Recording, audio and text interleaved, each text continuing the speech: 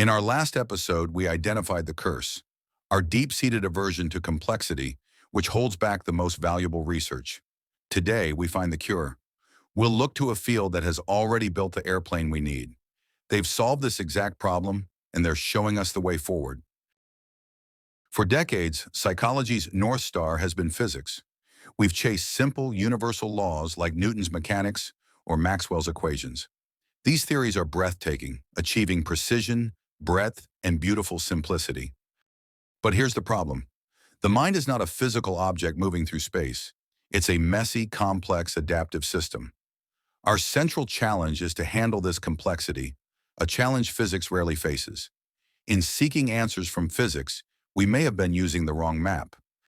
A more relevant role model is a field that has learned not to fight complexity, but to manage it. A field that has made stunning progress in perception, cognition, and language, the very processes we study, but through a radically different, data-driven approach. This is where we find our blueprint. This field wasn't always revolutionary. In its early days, it looked a lot like psychology, small-scale, theory-driven, with no standard way to measure progress. Everything changed with one powerful idea: benchmarking. Large shared data sets gave the field a common report card, a standardized test for every model. A pivotal moment came in 2012, when a model called AlexNet didn't just win a competition, it shattered all previous records.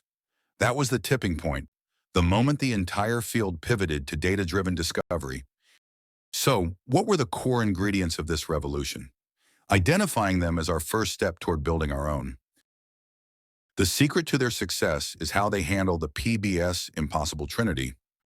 They achieve breadth through massive, diverse datasets. They achieve precision through quantitative models and hard metrics, like accuracy scores. Complexity is still inevitable.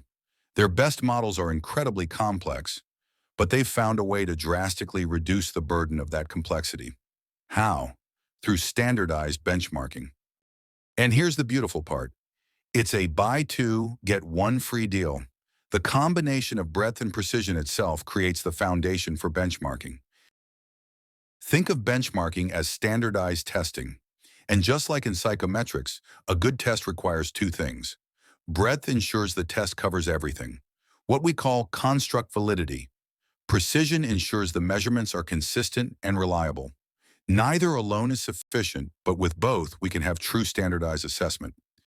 This same principle applies to evaluating research. A broad but vague theory cannot be falsified. This is because it's like a politician's promise. It sounds good and covers everything, but it's so non-specific that you can never actually hold it accountable. There's no concrete claim to check against reality. A precise but narrow model cannot be generalized. This is because it's like a key made for one single lock. It works perfectly in that one specific situation, but becomes useless the moment you encounter a different lock. It answers a tiny question perfectly, but tells us little about the bigger system.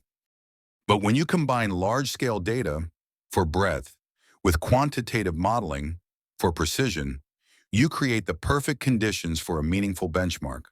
You create a fair, objective, and universal test. Benchmarking cuts the burden of complexity with one powerful move. It replaces endless debate with a single objective metric. In AI, a complex model's value is instantly clear from its benchmark score. In psychology, we have no such a score. Imagine two theories of object recognition, each supported by various findings. We are left arguing over which finding is more interesting or which interpretation is more persuasive. Clearly, without a benchmark, assessing a study is much more demanding in psychology than in AI. Even more importantly, this difference amplifies dramatically as the complexity of the study grows. In AI, you can assess a model's performance with the same, simple metric even if its internal complexity increases tenfold.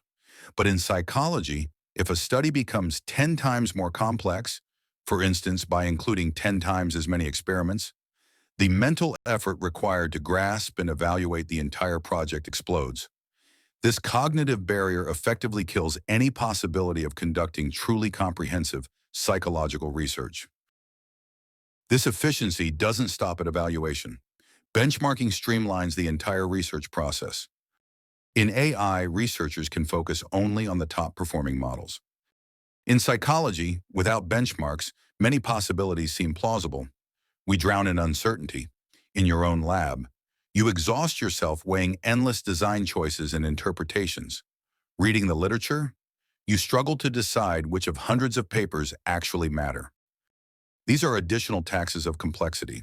Benchmarking can waive them for us, freeing our time and attention for genuine innovation. So, to summarize, their strategy is powerful in its simplicity. Large data sets create breadth.